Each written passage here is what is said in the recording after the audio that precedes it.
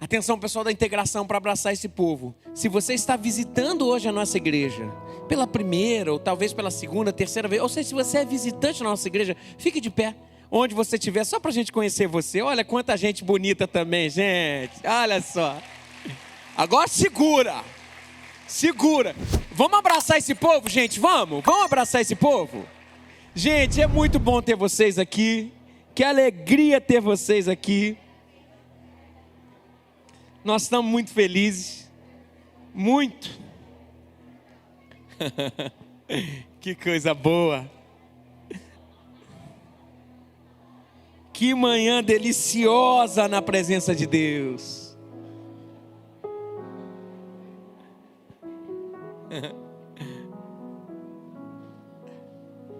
O pessoal da integração está tendo um problema bom agora para resolver, né? Gente, vocês são muito bem-vindos. Como é gostoso a gente estar em família, para glorificar o nome do Senhor, para agradecer ao Senhor pelo que Ele tem feito.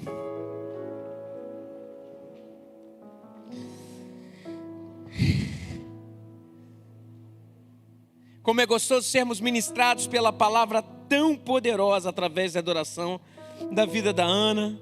Ana e o Divaldo são um casal queridos demais, que eu conheci enquanto eu era magrinho ainda.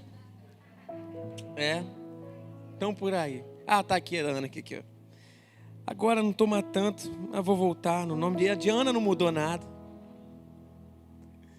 Queria trazer uma palavra específica, algo extremamente impactante para a vida de qualquer pessoa. Eu queria falar sobre o centro da nossa fé. Não só o centro da nossa fé, como o centro da nossa vida. Eu queria falar sobre a cruz de Cristo. A cruz de Cristo. E tem um texto que o apóstolo Paulo fala que é a coisa mais linda do mundo. Gálatas capítulo 5, versículo 14 fala assim, o apóstolo Paulo falando, a igreja de Gálatas: quanto a mim, que eu jamais me glorie, a não ser na cruz do nosso Senhor Jesus Cristo, por meio da qual o mundo foi crucificado para mim, e eu para o mundo. Vou repetir: quanto a mim, nada tenho que me gloriar, senão na cruz do nosso Senhor Jesus Cristo, por meio da qual o mundo foi crucificado para mim, e eu para o mundo. Gente, nós vemos cruz em tudo quanto é lugar que a gente vai. O Rio de Janeiro é marcado por um símbolo que vai para o mundo inteiro e promove não só o Rio como o Brasil. É o símbolo do Cristo Redentor de braços abertos, com a cruz, como se tivesse braços abertos abraçando o Rio, sim, mas é símbolo da cruz que ele foi pregada. Se a gente vai a Brasília, a gente olha de cima a cidade de Brasília. A cidade de Brasília foi construída por Oscar Niemeyer, e ele construiu a cidade de tal forma que a cruz fosse o escopo de sua construção. Nós entramos pelos tribunais da vida e vemos o que quando chegamos? A cruz. Nós usamos a cruz no pescoço. Nós usamos a cruz por diversas vezes no topo das igrejas. E isso serve para nos lembrar de Cristo e do grande preço que Ele pagou por nós. Quanto a mim, que eu jamais me glorie, a não ser na cruz do nosso Senhor Jesus Cristo, por meio da qual o mundo foi crucificado para mim e eu para o mundo. Agora, por que o apóstolo Paulo tinha tanta coisa para se gloriar? Ele se gloriava na cruz de Cristo. Por quê? Talvez ele poderia se gloriar na sua educação. Era uma pessoa extremamente erudita. Paulo com Galho, eles foram doutores e construtores do direito romano. Se a gente estuda a história do direito romano na faculdade, a gente vai escutar falar sobre Paulo, e nós vamos escutar falar sobre Galho. Galho foi a educação, o mestre de Paulo, nos preceitos judaicos. Uau, que erudição o apóstolo Paulo tinha! Não só isso, ele poderia falar assim: eu não me glorio na cruz, mas ele poderia se gloriar na sua educação religiosa. Paulo era tão zeloso por sua educação, que ele era da seita mais, da vertente mais fundamentalista, restrita, aplicada na lei do judaísmo, chamado farisaísmo. Paulo era fariseu, inclusive perseguia a igreja, porque ele achava que aquilo era um zelo com a própria lei, até ter o encontro com Cristo. Você pensa que Paulo teve que mudar muita coisa. Ele poderia se gloriar no fato de falar muitas línguas. Paulo era poliglota. Ele falava o hebraico, ele falava o grego, ele se comunicava com muitas línguas.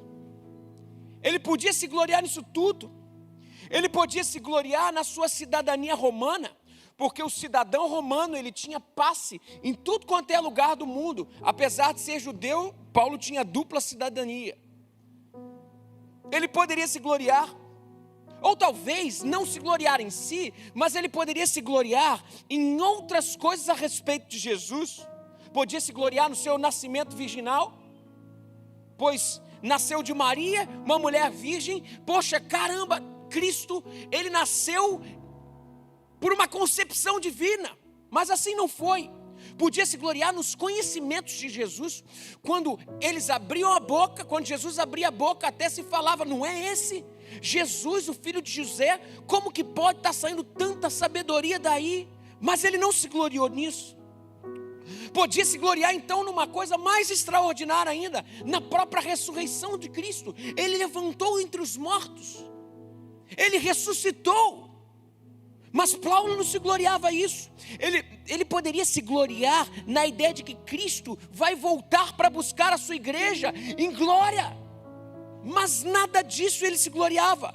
Ele se gloriava na cruz de Cristo. Agora vamos tentar entender o porquê disso. Tentar entender o porquê da história. Talvez essa história mais bela, uma história de amor, talvez a mais bela do mundo.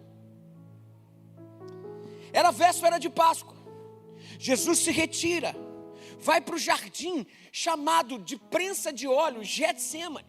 E estava ali, Jesus já sabia o que lhe esperava. Jesus chega no jardim e começa a investir a noite em oração, chama os seus discípulos mais próximos e fala, vamos orar, porque a hora está chegando. Os discípulos não entendiam muito bem sobre isso. Eles não entendiam que era necessário o Cordeiro de Deus ser imolado e entregado para que gerasse vida através da ressurreição, porque somos mortos com Ele, seremos ressurretos com Ele. Isso para os discípulos era de pouca compreensão. João capítulo 17, Jesus chegou para os discípulos e falou assim, eu estou indo embora. E os discípulos falaram, de jeito nenhum, como que você vai embora? Como que você vai nos deixar? Jesus chegou e falou, é necessário que isso aconteça, para que eu deixe algo melhor ainda para vocês. Ele falava do Espírito Santo que mora dentro da gente, que acredita e já confessou Jesus como Senhor e Salvador. Percebam, Jesus já tinha um fio da história, os discípulos ainda não. Os discípulos estavam lá, incomodados ficaram. Jesus orava, os discípulos dormiam, e ele orava e chorava sangue. Muitos dos seus discípulos ali já tinham abandonado, a perseguição do Império Romano já era iminente. Algo muito cruel estava prestes a acontecer. Muitos já tinham abandonado, e daqui a pouco, do seu ciclo mais próximo, vem um. Junto com ele, uma miríade de soldados romanos. E assim chegou naquele jardim. Jesus olhou para aquele que ele deu tudo. Sabe aquele amigão que ele chamou para o lado? Talvez isso já tenha acontecido com você, pois com Jesus, ele estava participando não apenas de uma morte física, mas de uma morte social, porque o seu amigão, aquele que ele acreditou as suas confissões, que deu o ombro para chorar, aquele estava liderando um motim, uma conspiração. O nome dele você conhece, Judas. Judas o trai com um beijo, e o seu amigão o negou. A partir dali ele foi preso, foi levado para o poder religioso, do poder religioso foi levado para o poder político romano, depois volta para o poder religioso, até que eles aferem, vai ser crucificado, porque afinal de contas a gente sabe muito bem, que a Páscoa era de praxe, entendido que se libertava um grande ladrão e crucificava o outro, como sinal de misericórdia, e como sinal de que a justiça teria que ser feita. Ficou entre Jesus e um ladrão chamado Barrabás, E o povo, suscitado pela autoridade religiosa, que tinha medo da pressão romana, Anás e Caifás, genro e sogro, estavam lá e falaram assim: olha, se a gente não passar o cerol nesse cara, o que vai acontecer é que Roma vai vir aqui e vai acabar com todo mundo, porque ele diz que ele é o rei dos judeus. Como assim? O Império Romano vai acabar com a gente. É necessário que um morra para que todos não morram. Foi palavra deles. E aqueles que o receberam em Israel, vindo montado num jumentinho, o receberam.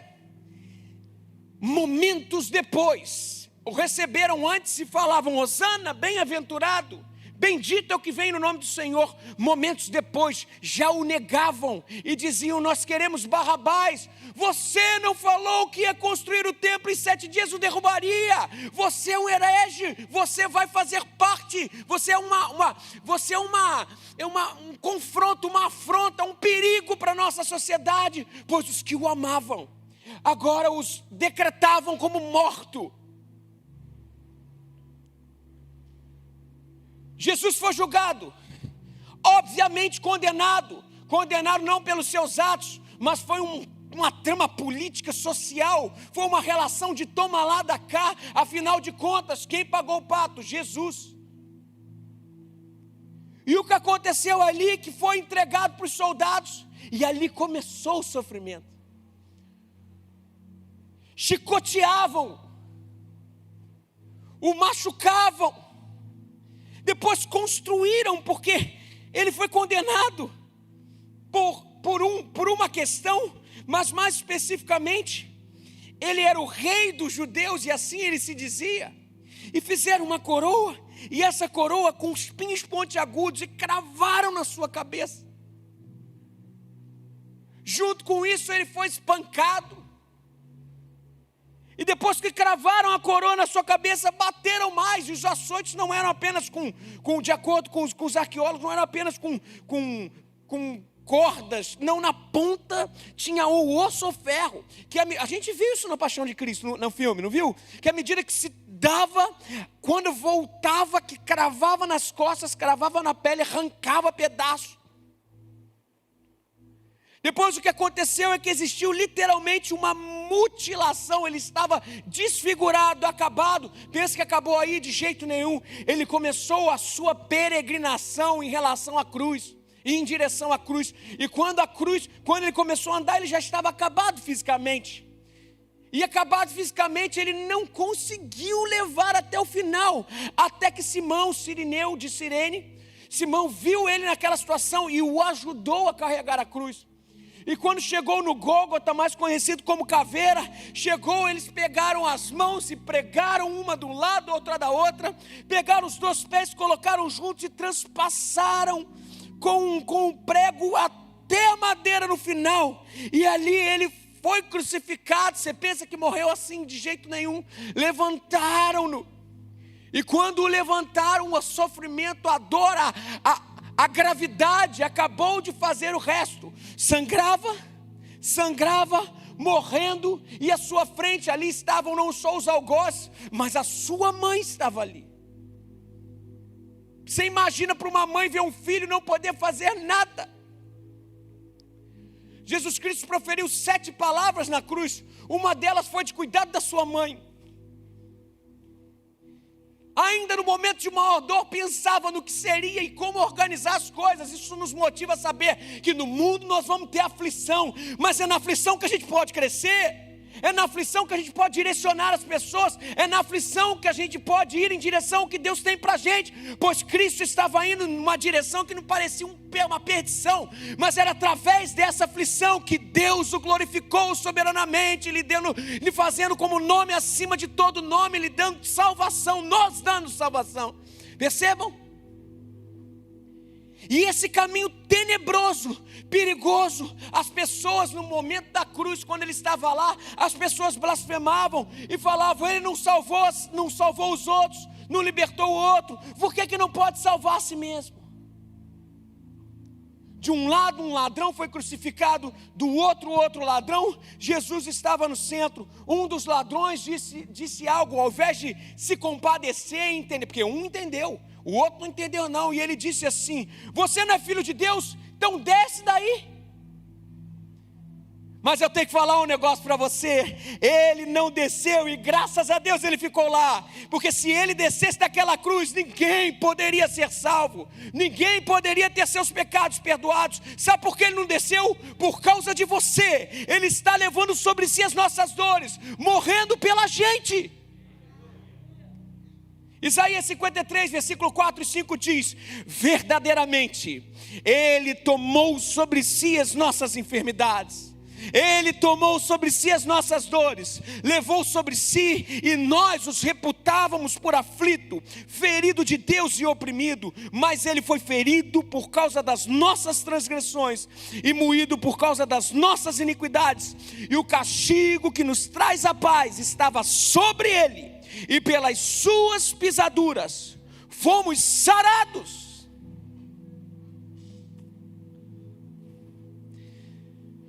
Não existe morte que se compare à morte de cruz. Gente, é a pior de todas as mortes. A pessoa não morre ali naquele momento, ela fica agonizando por muito tempo. Muito tempo. Mas Jesus, gente, não apenas morreu fisicamente, ele também morreu espiritualmente. Deixa eu explicar por que disso. Ele nunca cometeu pecado sequer, assim diz a palavra do Senhor. E ele se tornou pecado em meu e em seu lugar. E seu sofrimento mais profundo acontece quando o próprio Deus desampara o Filho. E ele exclama, uma dessas 7 coisas que ele falou na cruz, ele exclama: Deus meu, por que me desamparaste?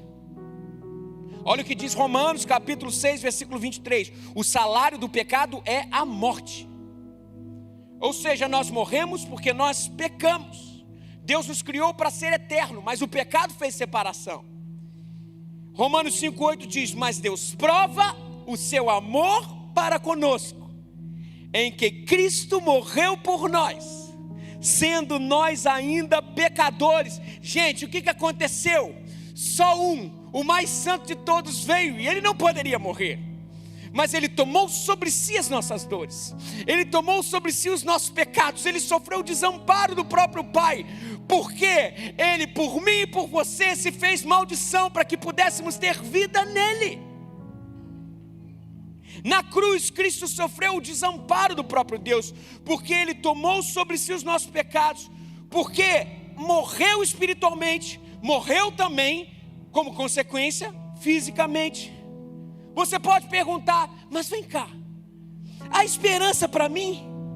Eu que não consigo me libertar do vício de álcool, eu que sempre penso que vou parar numa primeira garrafa, mas daqui a pouco, quando eu vejo, eu estou destruindo não só a minha vida, mas a vida da minha família, a vida dos meus amigos. Há esperança para mim?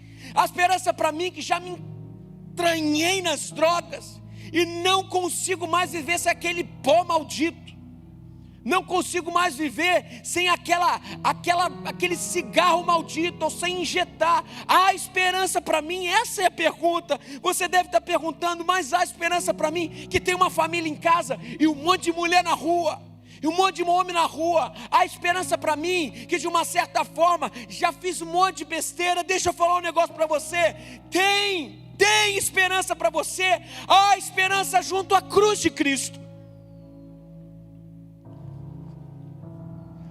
Meus pais sempre fizeram viagem missionária, e eles me contam uma história que eu já contei uma vez aqui para vocês, mas eu acho tão bonita.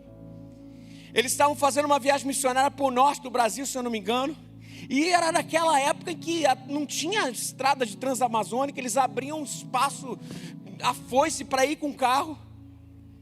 E eles chegaram numa cidadezinha, e nessa cidadezinha eles foram para o centro, para a praça, para fazer um evangelismo lá e chamar as pessoas para estar no teatro da cidade de noite. E eles fizeram esse evangelismo lá e não tinha ninguém na praça. Eles viram uma pessoa bem longe. E quando eles estavam cantando, eles falavam assim para que o som pudesse ir e de repente alcançar alguém. Nós vamos estar hoje à noite aqui, a gente quer falar do amor de Cristo para vocês. Vamos estar no teatro da cidade. Quando acabou ali, o senhor que estava escutando de longe veio e falou assim para eles: é verdade que vocês vieram do Rio de Janeiro para falar de Jesus para a gente? Eu não sei quem estava lá, quem atendeu, o pessoal do grupo missionário falou assim: é verdade, e o senhor tem que estar lá com a gente. Hoje à noite o senhor vai estar? Vou estar. Pois bem, chegaram de noite e separaram um lugarzinho para ele. O nome dele era Daniel. E as pessoas conheciam ele na cidade como Nego Daniel. Eles estavam fazendo o trabalho lá, estavam lá adorando. Daqui a pouco entra o Nego Daniel, tinha um espaçozinho. E diz que ele ficava, a todo momento que as pessoas estavam pregando o evangelho, ele ficava mexendo nas mãos e olhava para as mãos, e mexia nas mãos e olhava para as mãos. Será? E tal, e na hora do apelo, Nego Daniel falou assim: eu quero Jesus para a minha vida. E foi aquela alegria, todo mundo veio à frente. No final foram conversar com ele. E daí, quando foi conversar com ele, quem conversou com ele foi até o pastor Rogério, que é pastor da Igreja Batista Freguesia. E foi conversar com ele: você entendeu o que você pode fazer? Você entendeu o que aconteceu? Você acabou de dizer sim para Jesus. Daí o Nego Daniel olhava para as mãos e olhava para o cara falando e olhava para as mãos. Daí ele perguntou uma coisa: vem cá, será que esse Deus pode salvar um homem como eu? E aí depois o pessoal contou que ele era o matador da cidade. Os fazendeiros contratavam ele para matar pequenos fazendeiros para se apossarem da terra. Ele era muito temido na cidade, um matadorzão, um cara dificílimo. E por isso olhava para as mãos. Ele falou assim, para o pastor Rogério, ele falou assim: você está vendo essas mãos? As minhas mãos estão cheias de sangue. Será que Deus pode salvar alguém como eu? E aí o pastor Rogério falou assim: rapaz, deixa eu te falar sobre sangue. E começou a contar a história da cruz. E começou a contar sobre o sacrifício e a troca. Porque ele levou sobre si as nossas dores, não importa o que fizemos. O sangue de Jesus é poderoso para nos cuidar e curar de todo pecado. E o Nego Daniel olhou aquilo, o olhar começou a mudar. O clima começou a ficar mais leve. Minha mãe e meu pai me contaram que quando eles iam embora de Kombi, o Nego Daniel ia do lado com o cavalo.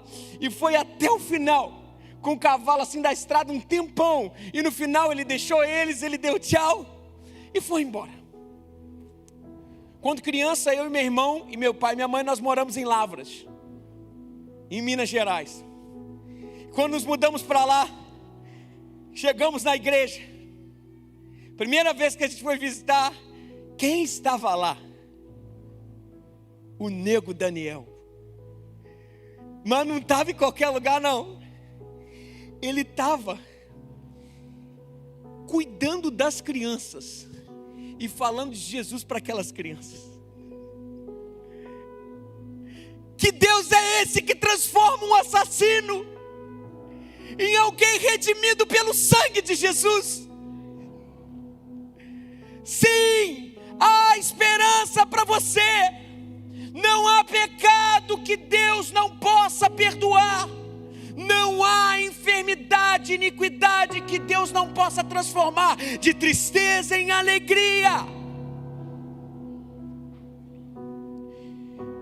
Quanto a mim, disse o apóstolo Paulo, que eu jamais me glorie, a não ser na cruz do nosso Senhor Jesus Cristo, por meio da qual o mundo foi crucificado para mim, e eu para o mundo.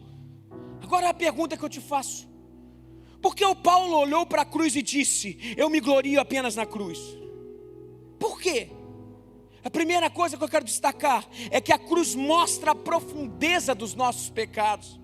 Gente, o pecado é abominação diante de Deus. O que diz Romanos capítulo 6, versículo 23. O salário do pecado é a morte, mas o dom gratuito de Deus é a vida eterna. Olha o que está sendo dito aqui. Se você quer saber o quanto Deus odeia os nossos pecados, Olha para a cruz. Sabe por quê? Porque Cristo estava morrendo nela pelos nossos pecados. Gente, pecado tem um sentido. Pecado é errar o alvo. E nós, por si só, não conseguimos acertar o alvo. Romanos 3:23 diz o seguinte: porque todos pecaram e afastados estão da glória de Deus. Gente, sozinho nós não podemos acertar o alvo. Então Cristo, o único que não pecou, veio ao mundo e pagou o preço por nós. Romanos 5:8 diz o seguinte: mas Deus prova o seu amor para conosco, em que Cristo morreu por nós, sendo nós ainda pecadores. Era mais ou menos assim: Deus Pai, Deus Filho, Deus Espírito Santo estavam no céu, e daqui a pouco um comenta com o outro, ou alguém comenta: você viu o que aconteceu com a humanidade? Diga, vocês não viram? O que aconteceu?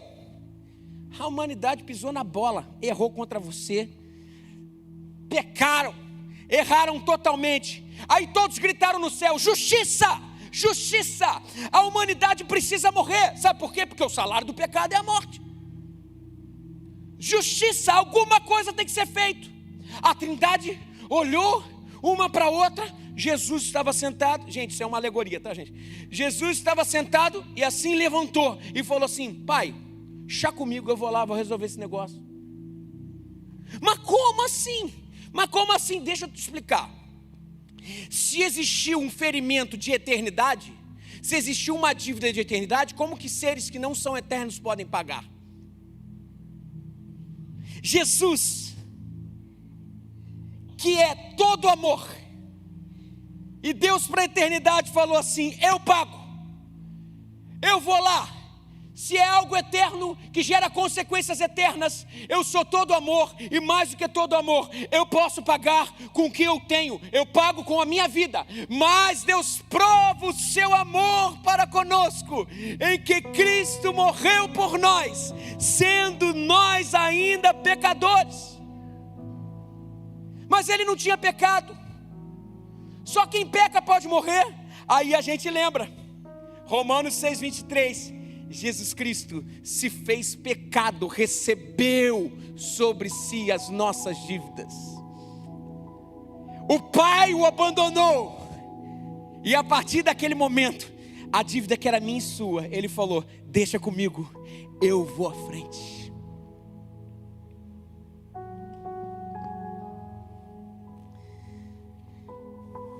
Uma das 7 palavras, mas mais especificamente a última palavra de Jesus, foi uma palavra antes, estava agonizando na cruz, e antes de morrer foi o primeiro a morrer. Ele disse uma palavra que ecoou não só apenas para que eles estavam ali, mas para a eternidade. Ele disse: está consumado. Mas esse está consumado no grego a gente conhece é tetelestai. Tetelestai era uma linguagem jurídica que tinha 2 possibilidades de serem usadas. A primeira é após um pagamento de uma dívida. Diante do juiz pagava o que tinha a ser feito, estava ali o credor e o devedor, e assim eles acertavam, e o juiz dava assim o seu aval dizendo tetelestai, ou seja, está pago. E a segunda possibilidade é após o pagamento de uma pena. Um ladrão, alguém que tinha cometido um delito, cumpria a sua pena, e no último dia da sua pena, o que acontecia é que se colocava uma esfinge, uma placa, dizendo assim: tetelestai, está consumado. Aí agora a gente vai para a cruz e olha Jesus Cristo lá, e lá ele está literalmente pagando uma dívida que não era dele, mas pela graça nós somos salvos. A gente vai ver isso daqui a pouco. Estava lá pagando aquela dívida, e o seu corpo falecendo, o seu corpo sangrando, e ele fala para a sociedade escutar, e para a humanidade, e para o reino espiritual, dizendo: vocês querem justiça?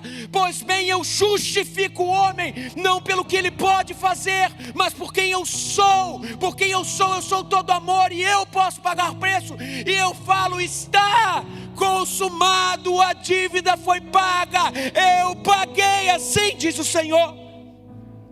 Pois Jesus aqui não só apenas afere a sentença como juiz, mas ele próprio é o réu, é o juiz, dizendo assim: olha, você tem que pagar. A justiça para um erro é a morte, e o próprio Cristo fala: então eu pago, porque a minha graça é muito maior do que a dívida. Está consumado. E Jesus te fala hoje: eu paguei sua sentença, está consumado, eu refiz o caminho da humanidade com o Pai, não há mais condenação para aqueles que estão em Cristo Jesus. Não procure por justiça, não procure por retribuição, porque o que merecíamos era condenação. Procure pela graça, pela misericórdia, pois Cristo levou sobre si os nossos pecados e pela sua graça fomos e somos sarados. E como eu posso quebrar essa escravidão? Como eu posso quebrar essa condenação? Hoje o Senhor te fala: vem à cruz, Ele o fará livre, quebrará as correntes, o libertará. Vem à cruz, vem à cruz. Se o Filho de Deus vos libertar, verdadeiramente sereis livres. Conhecereis a verdade, e a verdade vos libertará. Em segundo lugar, o apóstolo Paulo se gloria na cruz de Cristo, porque na cruz ele viu o amor de Deus manifesto, as últimas consequências. Deus está te dizendo hoje, meu querido e minha querida, eu te amo. Deus está te dizendo hoje: eu te amo, não importa o que você fez. Deus está te dizendo hoje: não há nada que você possa fazer mais ou menos para eu te amar. Eu te amo e ponto final. Deus está falando: eu te amo, eu te amo, eu te amo. Mas Deus prova o seu amor para conosco, em que Cristo morreu por nós, sendo nós ainda pecadores. Porque Deus amou o mundo de tal maneira que deu o seu único Filho, para que todo aquele que nele crê não morra, mas tenha vida eterna. Eu te amo, eu te amo, eu te amo. Quando você olha para a cruz, entenda o fato de que Deus te ama e ponto final. Não existe uma relação de créditos e débitos com Deus. Um pai ama o seu filho, independente de quem ele é, de quem ele fez na história. Afinal de contas, ele sempre te abre um caminho para voltar para casa. E em terceiro lugar, Paulo gloriava-se na cruz, porque era o único caminho para a salvação. Obras não salvam. Não há relação de barganha com Deus que funcione, ou com qualquer tipo de relacionamento. Eu faço algo para receber algo de Deus. Méritos, eu consigo ir porque eu sou uma boa pessoa. Nada disso. Nós já nascemos sob a esfinge do erro. A Bíblia fala: todos pecaram e destituídos estão da glória de Deus. Ou seja, nós estamos no negativo. Não é pelo que a gente pode fazer, obras, méritos, pagar promessa. Nada é o caminho para a salvação. Efésios capítulo 2, versículo 8 e 9 diz: porque pela graça sois salvos, por meio da fé, e isso não vem de vocês, é dom de Deus, não vem das obras, para que ninguém se gloria. A cruz condena qualquer outro meio de salvação. Muitos dizem que há muitos caminhos que nos levam a Deus, mas a Bíblia nos diz e te diz hoje: há caminhos para o homem que parecem ser certos, mas o fim deles é a perdição. Tem coisa que parece que é muito bacana, mas não se engane, a porta não é larga, como diz o texto bíblico, é estreito, existe um caminho, não se engane. E Jesus disse em João 14:6: eu sou o caminho, a verdade e a vida, ninguém vem ao Pai senão por mim. O caminho é Cristo, o caminho é Cristo. Venha hoje à cruz de Cristo.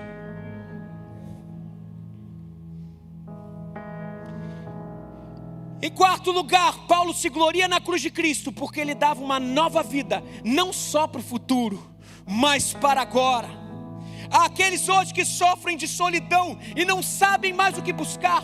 Buscam em relacionamentos, buscam em família, buscam em amigos, mas nada preenche o vazio que está aqui dentro. Como o salmista diz, existe um vazio que só o próprio Senhor pode experimentar. Há muitos que estão aqui hoje, que sofrem de depressão e fazem das suas relações um amuleto para tentar seguir adiante, uma muleta para tentar ter vida. Saiba de uma coisa: Jesus não nos fez para ter muletas, Jesus te fez para andar com Ele, aquele único que pode preencher as suas carências. Há aqueles que sofrem de um vazio e não conseguem entender. Também há muitos que acham que a vida não vale a pena de viver. Ei, o Senhor te fala hoje: venha para Cristo, porque junto à cruz há poder para transformar a sua vida, não apenas amanhã, mas agora. Se alguém está em Cristo, é nova criatura. As coisas velhas se passaram e eis que tudo se fez novo. Ele tira a sua solidão, Ele dá alegria, porque na presença dEle há abundância de alegria. Ele te dá vida e abundância. Ei, deixa Jesus entrar na sua vida, rapaz. Já tentou de tudo. Agora não estou falando de religião aqui não, esquece esse negócio de igreja. Eu estou falando de Jesus. Estou falando de chamar Ele para o teu lado. Fala assim: cara, é contigo. O problema não é meu. Aí ó, tu viu o que foi falado lá hoje? Tu viu o que o pastor pregou? O que a Bíblia fala? Deus, é contigo. Eu preciso disso aí. Por uma vez, desarma. Por uma vez. E por último, em quinto lugar, o apóstolo Paulo se gloria na cruz de Cristo, porque lhe garantia a vida eterna em Cristo. 1 Coríntios capítulo 15 diz o seguinte: tragada foi a morte na vitória. Onde está, ó morte, a sua vitória? Onde está, ó morte, o seu poder de vencer? Onde está, ó inferno, a sua vitória? Ora, o aguilhão da morte é o pecado, e a força do pecado é a lei. Mas graças a Deus que nos dá a vitória por intermédio do nosso Senhor Jesus Cristo. Ele morreu, mas não ficou lá. Ele se levantou da sepultura. Ele está vivo hoje. Ele está vivo hoje. Ele vive aqui agora. Aleluia! Aleluia! E se morremos para esse mundo com Ele, seremos ressurretos por Ele. E Ele vai voltar para nos buscar. Porque Deus amou o mundo de tal maneira que deu o seu único Filho, para que todo aquele que nele crê não morra, não experimente morte eterna, mas tenha nele a vida eterna. Há uma vida futura, há a certeza da eternidade, há a certeza do céu com Ele. Pedi para alguém me dar uma nota alta. Daí o Elker, que é o cara mais rico dessa igreja, me deu uma nota de R$100.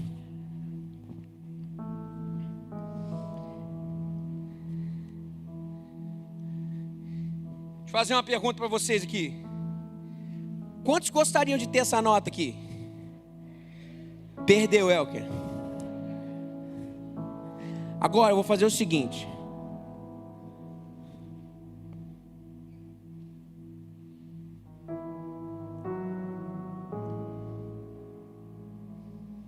Quantos gostariam de ter essa nota aqui? Ainda? Mas tá amassada, gente. Tem certeza? Espera aí.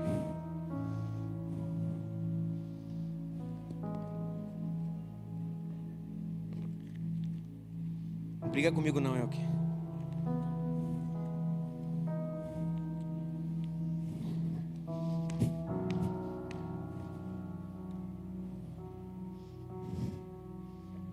Alguém quer essa nota aqui? Ah, gente. Assim é a nossa vida. O valor não está no que a história fez da gente. O valor não está no que a gente próprio fez da gente. O valor está do preço que Ele pagou. O valor está em quem somos nele, independente da nossa história.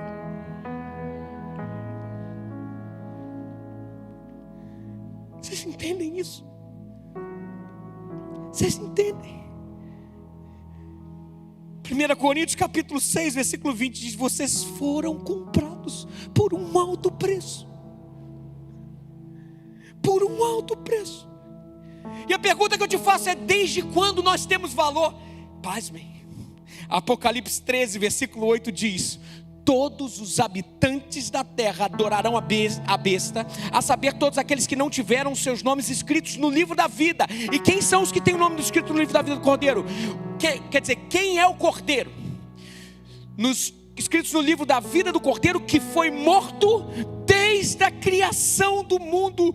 Desde quando você tem valor, Cristo se deu por mim e por você antes de existirmos. Não importam os amassos que a vida te fez, não importa os arranhões que a vida te fez, Ele pagou um alto preço. Ele pagou um alto preço por mim e por você. O seu valor não está na sua história, o seu valor não está no que você fez, o seu valor não está no que você pode fazer. Uma nota amassada tem o mesmo valor, e o Senhor te fala: o valor sou eu que te dou, porque paguei alto preço por você.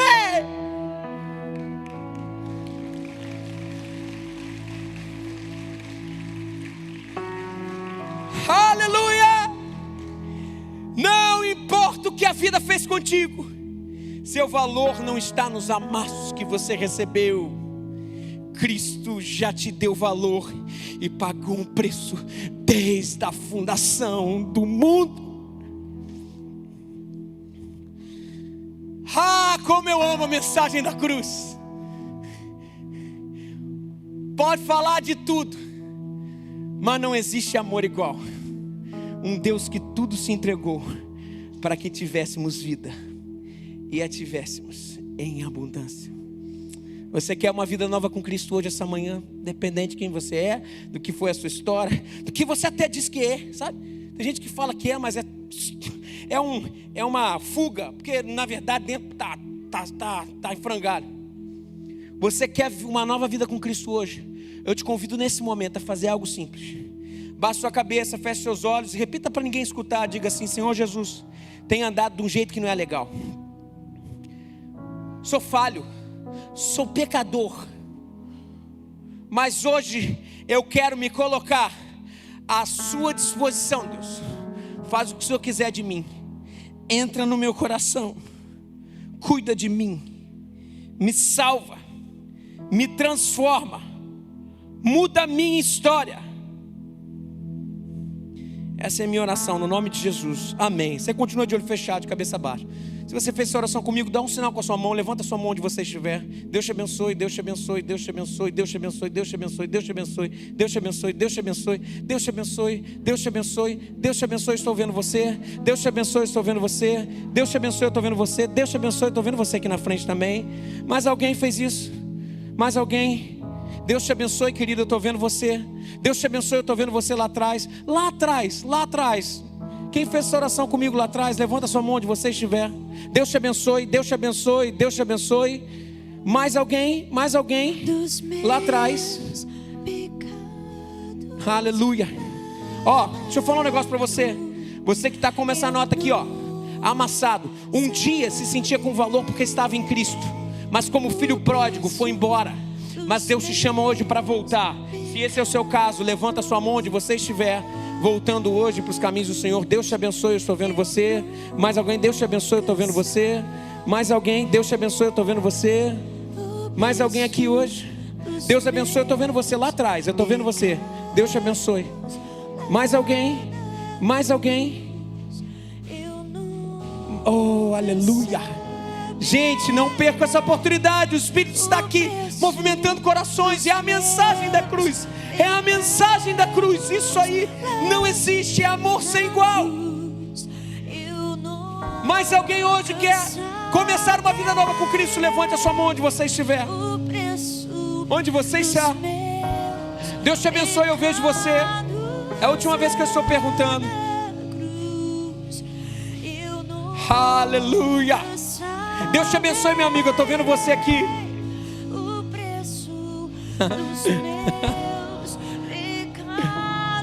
Oh, Senhor. Eu vou pedir uma última coisa. Todo mundo de cabeça baixa ainda, de olhos fechados. Você que levantou a sua mão, fique de pé no seu lugar. Ninguém vai olhar para você. Você que levantou a sua mão, fique de pé no seu lugar. É muita gente que vai levantar, você não está sozinho.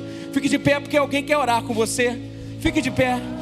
Ou levante a sua mão se você está com vergonha. Levante a sua mão só para alguém chegar a você. É só isso. Levante a sua mão. Isso. Não fique com vergonha nesse momento. Levante, nós precisamos orar nesse momento.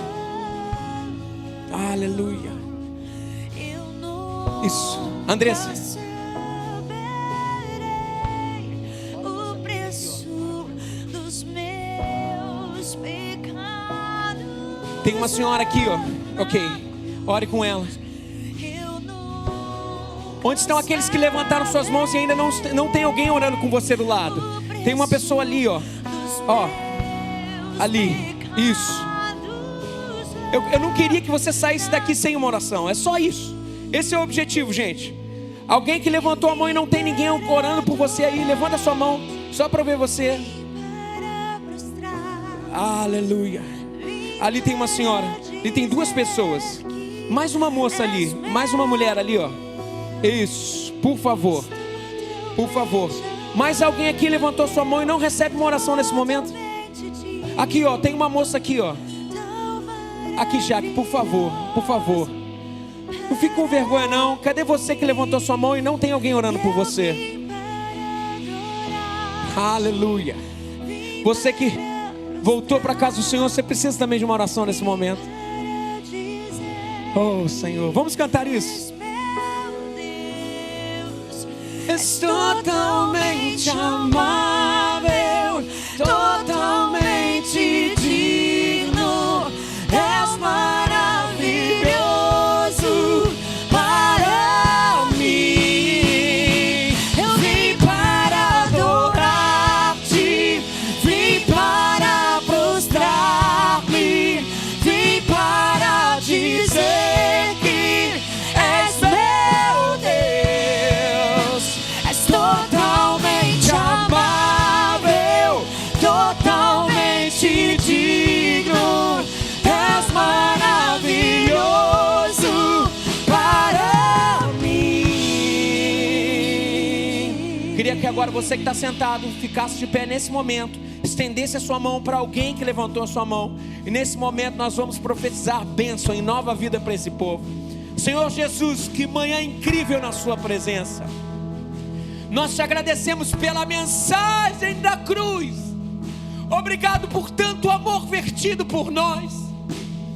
Ó Senhor Jesus, eu venho te pedir, Senhor, no nome de Jesus, para esse povo aqui que se dedica a Ti hoje pela manhã, Senhor, que no nome de Jesus o Teu Espírito possa entrar, o Teu Espírito possa fazer morada, o Teu Espírito possa mexer com as estruturas, mudar vontades para se parecerem contigo, mudar história. E nós te pedimos que como igreja nos ajude a consolidar, Deus, esse povo nos Teus caminhos. Ó Senhor, no nome de Jesus, nós te pedimos, nos ajuda, Senhor, a gerar raiz para esse povo, e que toda carência, que toda opressão diabólica, que tudo que não vem de Ti possa ser repreendido no nome de Jesus. Venha com o Seu poder, venha com o Seu mover, e faça tudo novo para cada um que se comprometeu contigo essa manhã. Nós te amamos, Senhor. Nós te agradecemos, Senhor. Essa é a nossa oração. No nome de Jesus. Amém. Vamos cantar. Consumado está. O E o véu rasgou e o caminho abriu. Tudo consumado está. E o véu rasgou e o caminho abriu. Tudo consumado está. O véu rasgou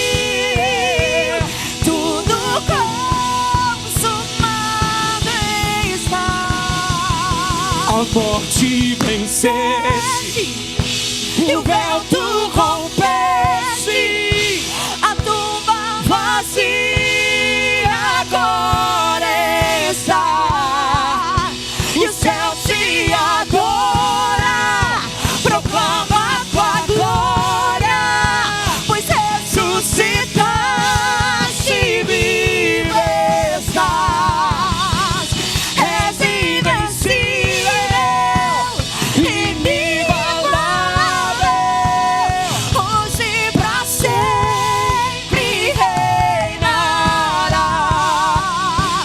Teu é o reino, tu é a glória, e acima de todo nome estás.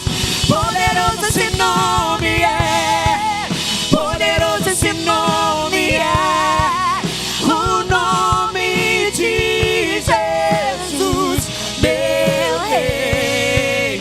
Poderoso esse nome é, mais forte que tudo é.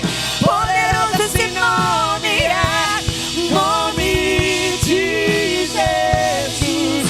Poderoso esse nome é, nome de Jesus. Poderoso esse nome é, nome de Jesus. Aleluia. Vamos cantar assim, ó. Sim, eu amo a mensagem da cruz.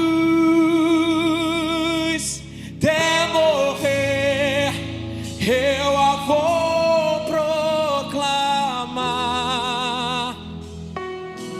Levarei